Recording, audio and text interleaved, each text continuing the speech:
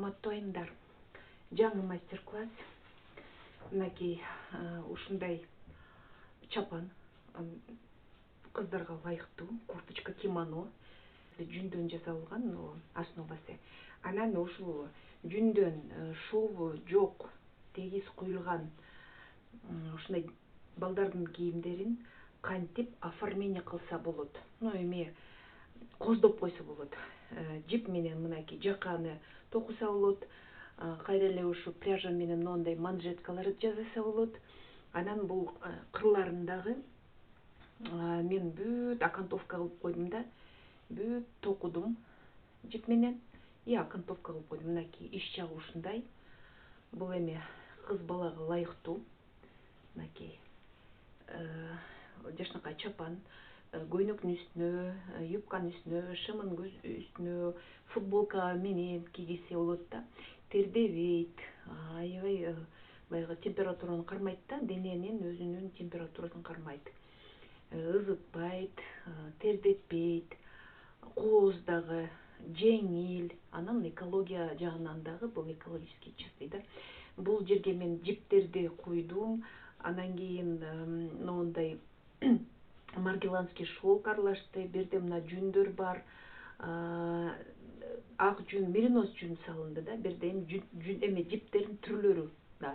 Анан мындайынан саймалап, бул окантовкасын токуп, бүт дайындап койдум. Мына ушинтип колдонсо болот да, жүндү войлок, анан вязание, токуу шиш менен, и анан кийин бүт жакалары, немелерин бүт жасаса болот да, коздопчу, и саймалаганды үчөөнү тең бир аралаштырып, бир мастер-класска ушинтип мен бүт көргөзүп берип атам. Негизи кээде куясың жүн менен, анан бир жери жакпай калат. Тери бери мындай бирдемке жетпей тургандай болуп турат да. Вот ошол убакта ушинтип жип менен кылып койсоңуздар болот. Эми колдонуңуздар эчекелер. Биздин мастер-классты көрүп, катталып, бекер сабактарды көрүп, YouTube каналга лайк басып, комментарий жазып, башкаларга да эми урматтуу айымдар, бул дагы жаңы мастер-класс. Ушундай чапандарды эметип, мен ийлеп, дайындап, эми основасын дайындап койдум да. Эми муну биз мынтип караганда абдан сонун көрүнөт, бирок бирдемке жетпей тур да. Эми мен муну өзгөртөмүн, башкача кыламын. Анан эми ушул мастер-класс көрүңүздөр. Анан мен өзгөртүп башта берейин, анан улам кадрлардын баарын сиздерге көргөзө беремин. Айымдар, мен жакасын бүтүрдүм. Могул четтерин мындай кылып, эми жип менен эметтим, токудум. Жип менен токудум. Ошол кырын кантип токуйт, азыр мен могул жеңинен көргөзөм. Бул жактагы жеңин мен бүтүрүп койдум, токуп. Берин эле мынтип тиккенге эле калды да, мынакей мынтип тиккен эле калды. Бул оңой эле. Баарын эле мен мындай бул курткада, бул чапанда дайли ичке эле кылдым.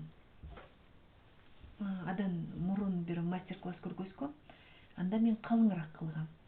Азыр болсо мен мондай ичке эле кылдым да, кооз кылып. Бул бир эле эме, анан сразу эле бротоло эле бул жагын токуп атканда, бул жакасын да токудум. Ошо техникасын азыр түшүндүрүп берейин. Мынакей, бул жеңи. Мен ийне менен монтип көктөп койдум. Эми болсо мына кызыл жипти алабыз. Кызыл өңдүү жипти алабыз дагы. И мындайынан бияктан ар бир көктөгөн жипке салабыз. Мындайынан накид кылабыз. Анан кийин кайра бул жагын көктөгөн жерге салабыз. Мынакей. Кайра накид кылабыз. кайра көктөгөн жерге деп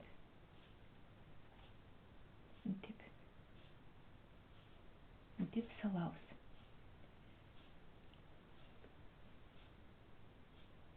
Мынакей.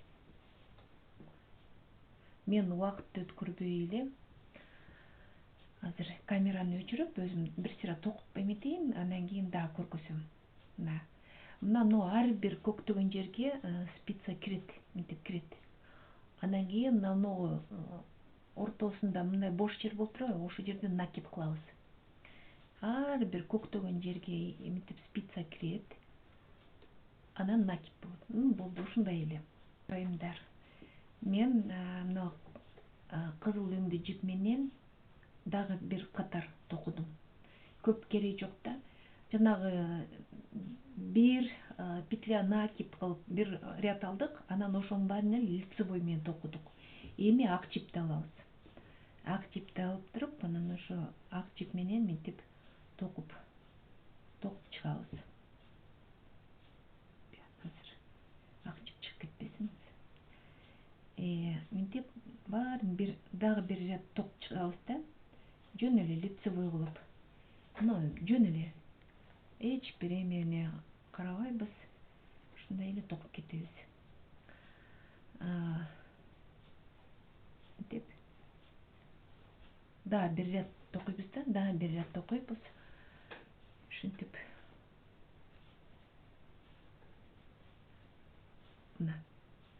Мен токуй берейин, дагы көргөзөм. Уже 4-чү рядын эмне кылыш керек экен. Эми мына 4-чү рядда, 4-чү рядды мынтип токуйбуз. Эки спицаны бир алып кетебиз. Ой, эки петляны